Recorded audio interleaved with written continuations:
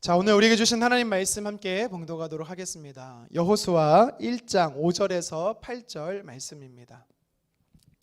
여호수아 1장 5절에서 8절 말씀, 우리 한 목소리로 함께 봉독하도록 하겠습니다.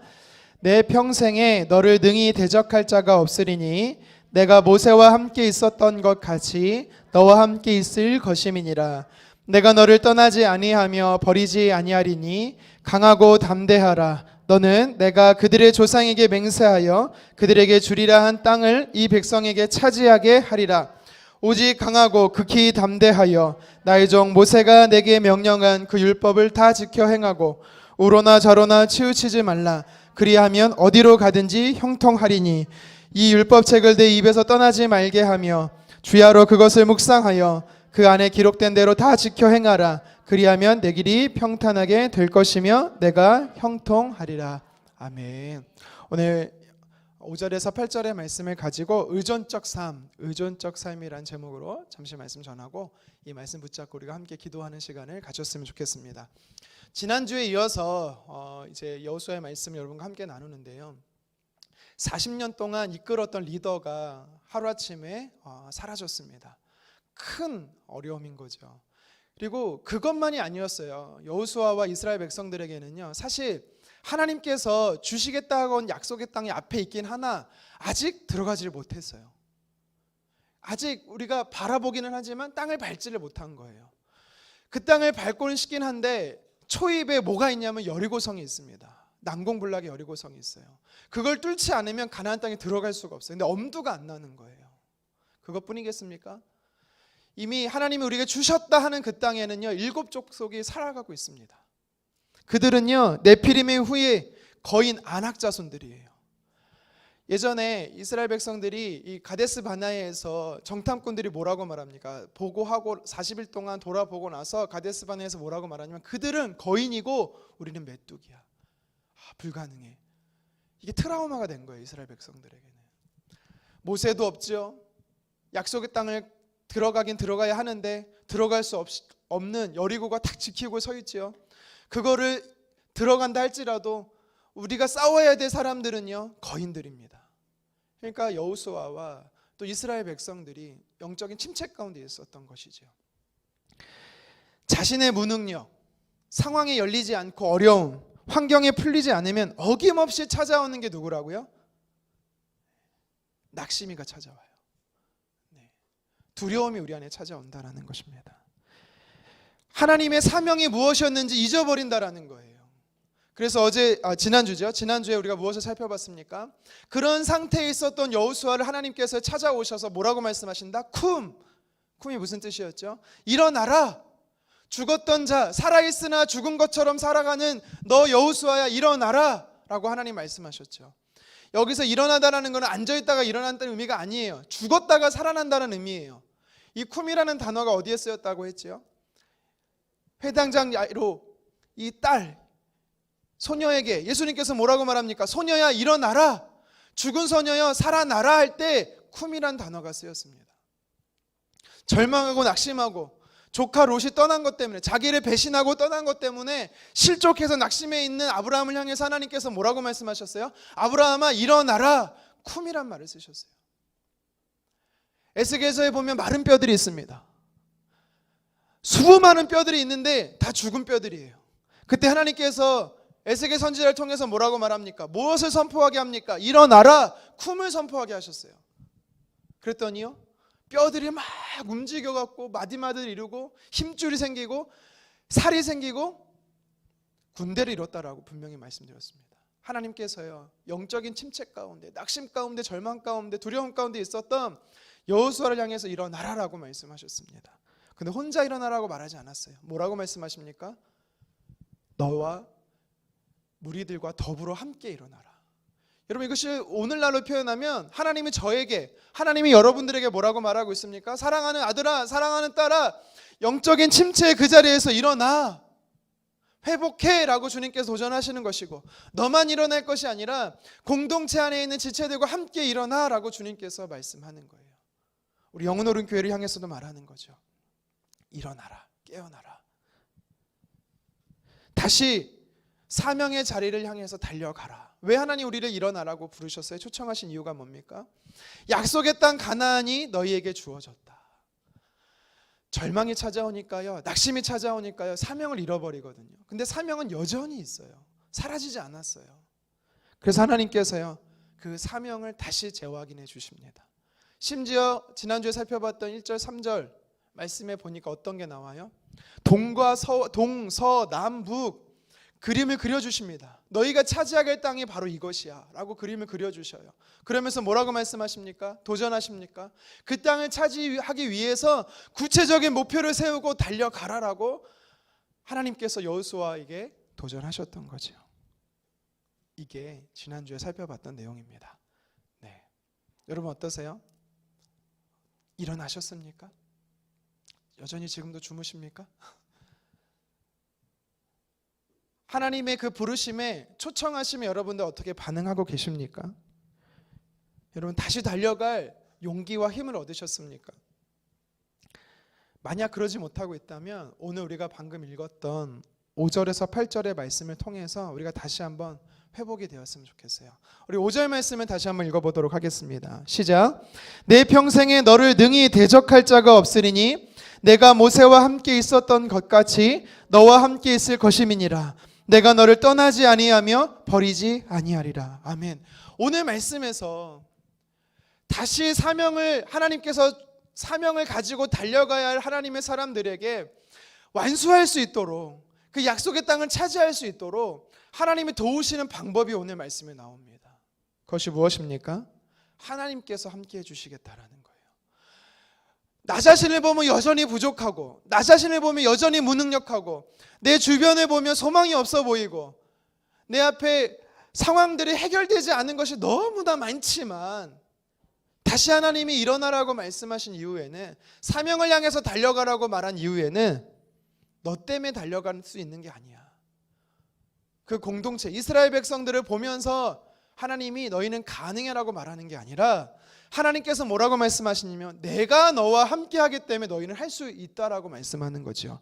저와 여러분들의 하나님이 어떤 분이십니까? 우리 예레미야 33장 2절 말씀 같이 한번 읽어보도록 하겠습니다. 시작. 이를 행하시는 여호와, 그것을 만들며 성취하시는 여호와, 그의 이름을 여호와라 하느니가 이와 같이 이르시되. 하나님이 어떠한 분이시대요? 그 일을 계획하시고 그 일을 이루어 가시고 그 일을 완성하시는 분이 바로 하나님이시다라는 것입니다. 하나님이 구상하시고 하나님이 그 비전을 향해 달려갈 수 있도록 도우시는 분이 하나님이시다라는 거예요. 그 하나님이 오늘 말씀에 뭐라고 말씀하세요? 내가 너와 함께 있어. 내가 너의 힘의 근원이 될 거야. 내가 너를 도울 거야. 그래서요, 여호수아와 이스라엘 백성들이 끝까지 달려갈 수 있도록 하나님께서 도와주시겠다라는 겁니다. 자녀가 출산하고 나면요, 이 유아기 때 나타나는 현상 중에 하나가 엄마와 떨어지기를 굉장히 싫어해요. 그래서 조금만 엄마가 사라지면 막 웁니다. 이거를 우리가 분리불안이라고 하죠. 엄마가 아이를 막 보다가 화장실 가더라도 잠깐 사라진 건데, 사실 사라진 것도 아니죠. 볼일 보러 가신 건데도 엄마가 사라졌다고 막 웁니다. 또 물 한 잔 마시려고 잠깐 나가도 막 웁니다. 왜요? 불안해서. 엄마가 사라진 것 때문에 분리불안이 일어나죠. 그러면 엄마들이 어떻게 반응하죠? 엄마 여기 있다. 엄마 지금 화장실에 있어. 엄마 지금 곧 나갈 거야. 엄마 지금 엄마가 너를 떠난 게 아니라 너와 함께 하고 있어. 계속해서 시그널을 주는 거죠. 그러면 자녀들이 어떻게 반응하는지 아세요? 보이진 않지만 들리는 목소리, 음성에 따라서 방향을 잡습니다. 그리고 조금 안정을 하게 돼요. 하나님께서 우리를 창조하시고 나서요, 천지를 창조하시고 나서 사람을 만드시고 나서 우리를 완전하게 만드셨어요. 안전하게, 완전하고 안전하게 만드셨습니다. 어쩔 때 어떤 상태가 완전하고 안전한 상태냐? 하나님과 함께 할 때. 아담이 동산에서 하나님과 함께 거닐 때, 그때가 안전한 상태였어요. 그때가 온전한 상태였어요. 두렵지 않고 불안하지 않고 걱정도 근심도 없는 상태가 바로 그런 상태였어요. 그런데 죄가 들어와서 어떤 상태로 변합니까? 영적인 분리불안이 일어난 거예요. 하나님이 보이지 않고 하나님이 사라진 겁니다. 다시 말해 죄로 인해서 우리 안에 존재론적 불안함이 생기게 됐다라는 것이죠. 여러분, 불안과 두려움은요, 그래서 죄의 결과예요. 아담의 아들 가인이 있어요. 가인이 그 동생 아벨을 죽이죠. 하나님께서 자신의 예배를 받지 않고 자신이 드린 제물을 하나님께서 받지 않고 동생 이 아벨의 제물을 받으신 거에 시기해서 때려 죽입니다. 그리고 나서 가인이 어디로 갑니까? 하나님을 떠나서 에덴 동편으로 놋 땅에 거주했다라고 말합니다. 놋 땅에 거주해서 이 가인이 제일 먼저 한 게 뭔지 아세요? 성을 지어요. 에노성을 짓습니다. 왜 성을 지었겠어요? 자신을 죽이려고 하는 자들로 인한 두려움 때문이었어요. 자신의 안전을 보장하기 위해서 스스로 성을 건립하는 것입니다. 두려움 때문에, 죄 때문에 두려워진 거예요. 하나님에서 떠나면 두려움이 생기는 겁니다. 하나님이 사라지면 두려운 것입니다. 여러분, 혹시 내 안에 두려움이 있습니까? 그러면 우리가 점검해야 될 게 뭐냐면 내 안에 하나님이 계신가 점검해야 되는 거죠.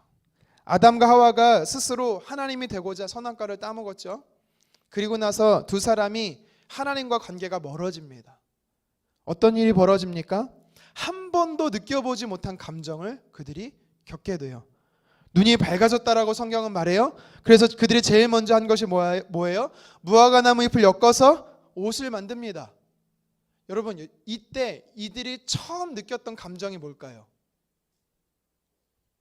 어떤 감정을 처음 느꼈을까요? 부끄러움이요? 아닙니다. 부끄러운 감정은 2차적인 감정이었어요. 그들이 처음 느꼈던 감정이 뭐냐면 창세기 3장 10절입니다. 우리 같이 한번 읽어보도록 하겠습니다. 이르되 내가 동산에서 하나님의 소리를 듣고 내가 벗었으므로 두려워하여 숨었나이다. 두려움이 느낀 거예요. 두려움. 자신들이 발가벗은 것 때문에 두려웠어요. 공격받을까봐, 안전하지 못할까봐 두려운 거였어요. 그리고 나서 부끄러움은 사실 두려움 이후에 생기는 2차적인 감정인 거예요. 하나님 앞에 하나님과 관계가 멀어지니까, 죄로 인해서 하나님을 떠나니까 우리 안에 어떤 감정이 휘몰아치냐면 두려움이라는 거예요. 함께 하시겠다고 약속하신 하나님을 잃어버리면 어김없이 두려움이 엄습해 오는 것입니다. 여러분, 혹시 내 안에 두려움이 생겼습니까? 그러면 함께 하시는 하나님을 찾으셔야 되는 겁니다. 사람은 아무리 독립적이라고 말하는 사람도 상대적일 뿐이지 하나님을 의지하지 않으면 하나님을 대체하는 다른 것을 의지하게 돼 있어요. 왜냐하면 우리가 창조될 때 의존적 존재로 창조됐거든요. 그러면 하나님이 아닌 다른 것을 의지했을 때 안전할까요? 만족함이 있을까요? 행복할까요? 만약 물질을 의지하는 사람들이라면 물질의 많음으로 인해서 그는 행복해야 되고 안전해야 되는 것이죠. 그런데 정말 물질이 많으면 안전할까요? 행복할까요? 물론 잘 모르겠습니다. 물질을 많이 소유해 본 적이 없어서. 불안해도 좋으니까 물질을 많이 소유했으면 좋겠네 이렇게 생각하시면 안 되고. 여러분, 지난 작년에 미국의 라스베가스에서요, 할리우드에서요, 억만장자였던 유명한 또 제작자였던 스티브 빙이라는 사람이 자신의 고급 아파트 27층에서요 뛰어내리는 극단적인 선택을 합니다. 평소에도 그는요 수많은 돈이 너무 많아서 안 가져본 것이 없어요.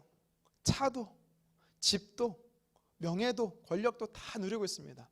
누가 봐도 부러워할 만한 사람이었어요.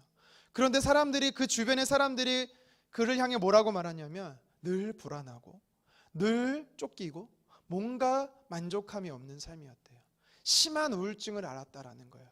그런 상태에서 코로나가 계속되다 보니까 그가 극단적인 선택을 했다라고 기사가 나오더라고요. 모든 것을 가졌는데 두려웠습니다. 여러분, 이런 찬양이 있죠. 사람을 보며 세상을 볼 때 만족함이 없었네.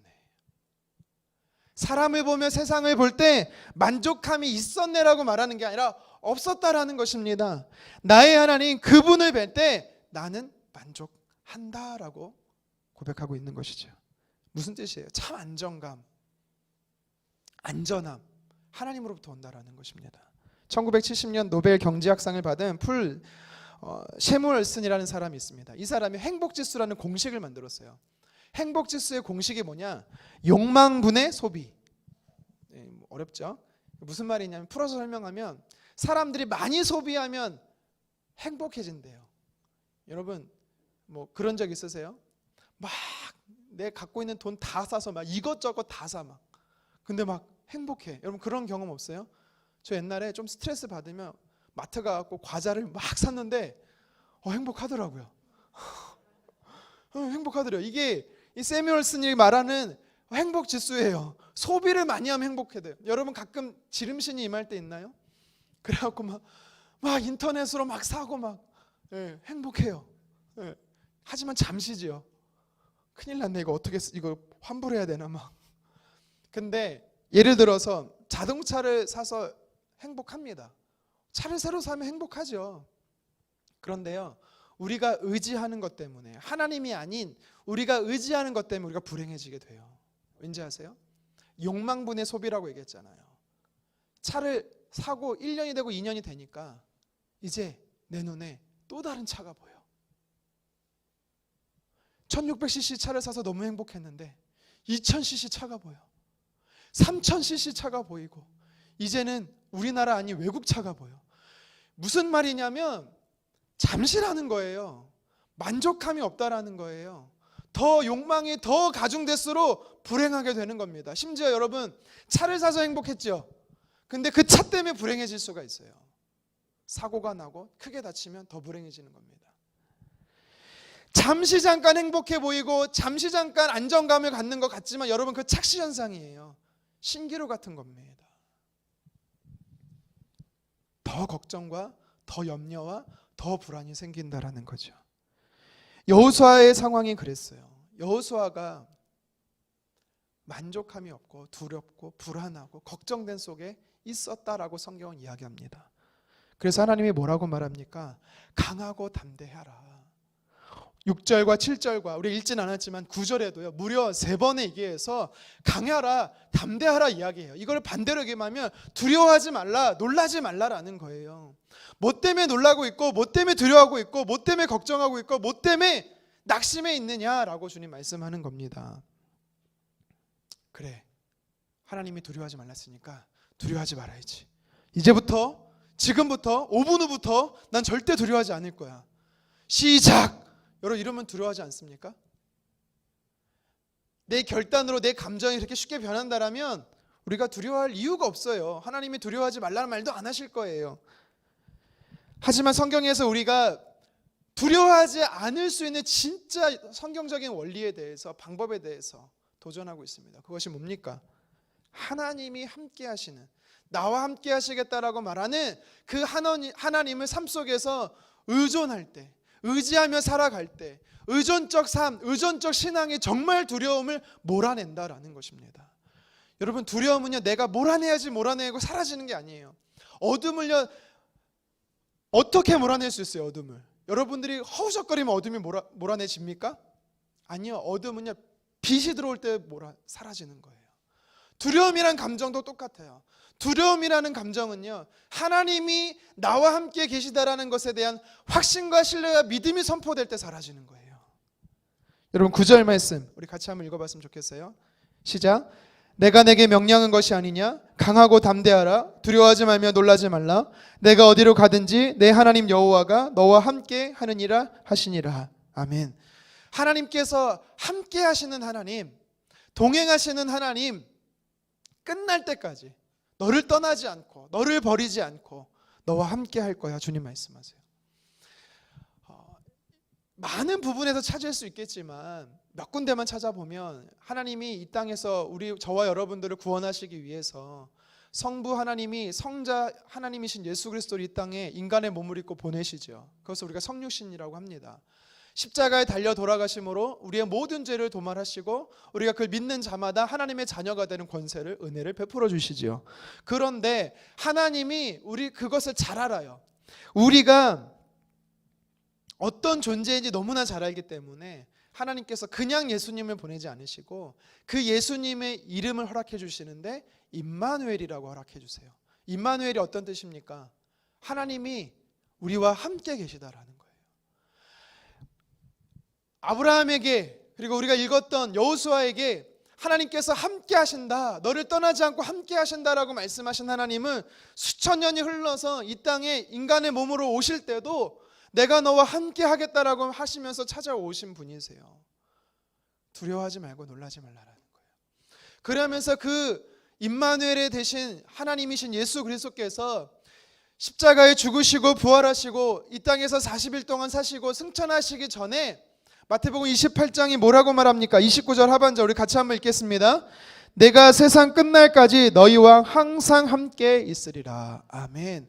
임마누엘로 함께 하겠다라고 또 약속하시는 겁니다. 하나님은 아시는 거예요.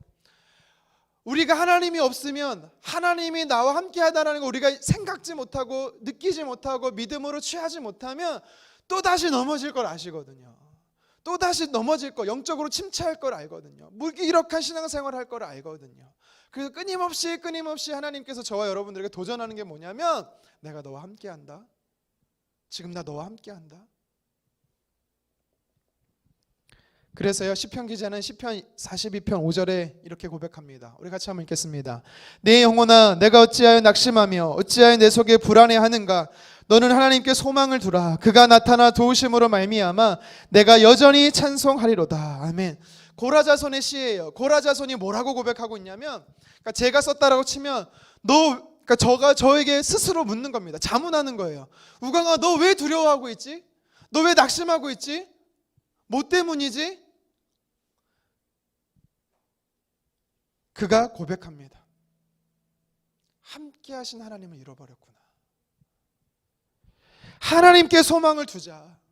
하나님이 소망이, 유일하신 나의 소망이시고 하나님이 나와 함께 하신다라는 것을 확신할 때 내 안에 두려움도 사라지고 내 안에 낙심도 사라지고 내가 오늘도 하나님을 찬양할 수 있구나. 여러분, 함께 하시는 하나님이 계시다라는 걸 우리가 의존적으로 확신하면요, 두려움이 사라지는 겁니다. 가끔은 우리가 이렇게 생각할 때가 있어요.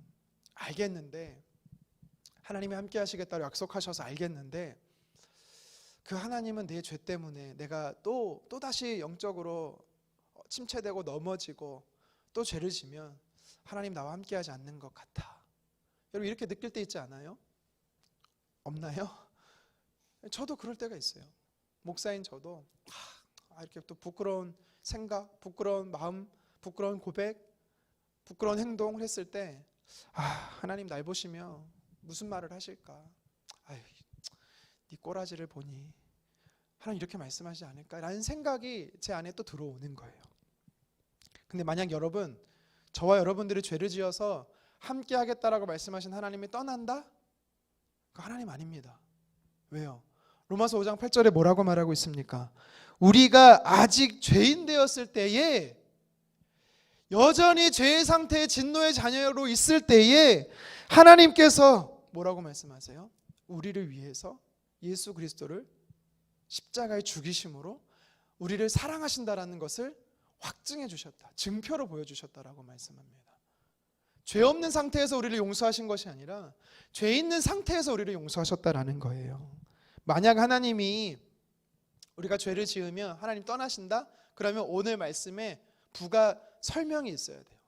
내가 세상 끝날까지 너희와 항상 함께 할 거야. 하지만 단 죄를 지으면 일시적으로라도 널 떠날 거야. 이렇게 기록되어 있어야 돼요, 성경이. 근데 하나님께서 뭐라고 말씀하세요? 네가 무엇을 하든지 내가 세상 끝날까지 너와 함께 할 거야. 낙심 상태에 있었던 여호수아에게 하나님께서 뭐라고 말합니까? 두려움 가운데 있었던 여호수아에게 뭐라고 말합니까? 일어나, 내가 너와 함께 하잖아. 여러분, 그렇습니다. 이사야 1장 8절에 너희 죄가 주홍 같을지라도 눈과 같이 희어질 것이고 진홍같이 붉을지라도 양털같이 희게 할 뿐이 나야. 그렇기 때문에 너의 죄와 상관없이, 너의 영적 상태와 상관없이 나는 너를 떠나지 않아. 주님 우리에게 이렇게 말씀하십니다. 그렇기 때문에 여전히 내가 있는 곳에 하나님도 함께 하시는 거예요. 내가 가는 곳에 그 현장에 하나님 계시는 겁니다. 우리가 요새 새벽 예배마다 새벽 기도마다 우리 출애굽기를 살펴보고 있어요. 우리 10가지 재앙을 중에 네 번째 재앙을 오늘 새벽에 살펴봤는데요. 하나님께서 그 10가지 재앙을 통해서 이스라엘 백성들을 출애굽시키고 제일 먼저 하신 약속이 있어요. 함께 하시겠다라는 거예요.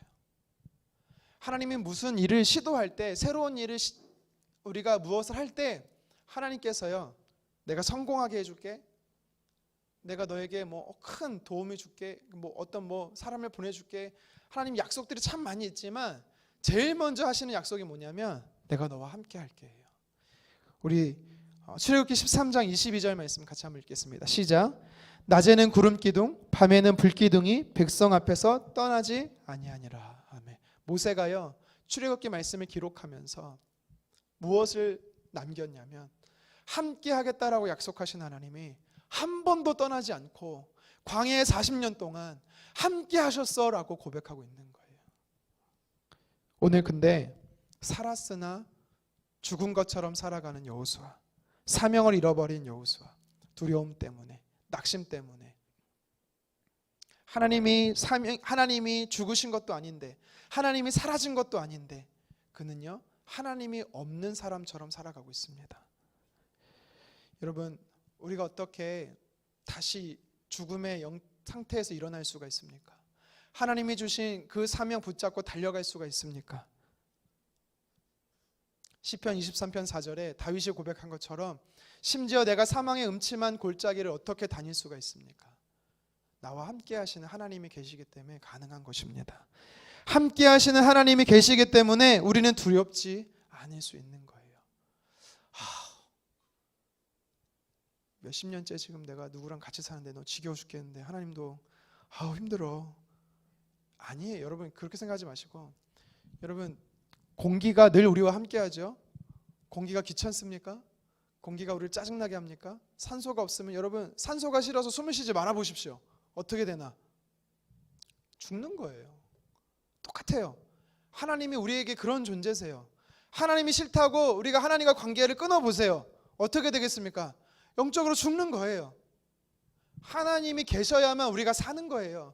하나님이 계셔야만 우리가 하나님이 주신 사명을 가지고 달려갈 수 있는 것입니다.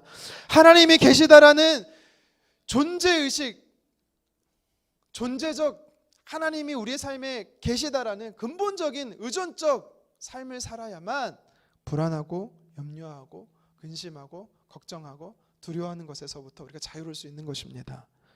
가나안 땅을 향해 가는 이스라엘 백성들을 향해서 하나님께서요 여호수아를 통해서 다시 한번 내가 너와 함께 할 거야 라고 도전하십니다. 2022년도 지금 6월 8일 수요일이죠. 오늘 저와 여러분들을 향해서 하나님께서도 동일하게 말씀합니다. 내가 너와 함께 할 거야. 우리 교회와 함께 하신다라고 말합니다. 그렇기 때문에 두려워하지 말라라는 거예요. 그 일을 이루시고 그 일을 성취하실 분이 하나님이시기 때문에 너의 어떠함으로, 너의 능력으로 그것을 완수할 수 있는 게 아니라 하나님이 완수하겠다고 하신 거기 때문에 함께 하자라고 저와 여러분들에게 초청하고 있는 것입니다. 여러분, 우리가 맡고 있는 부서가 있습니까? 섬기고 있는 학생들 자녀들이 있습니까? 교회의 모든 사역은요 하나님이 계획하시고 하나님이 이뤄가실 거예요. 그 소그룹도 하나님이 행할 것입니다. 여러분, 나를 묵상하면, 여러분들의 수준을 묵상하면 아무것도 할 수 없습니다.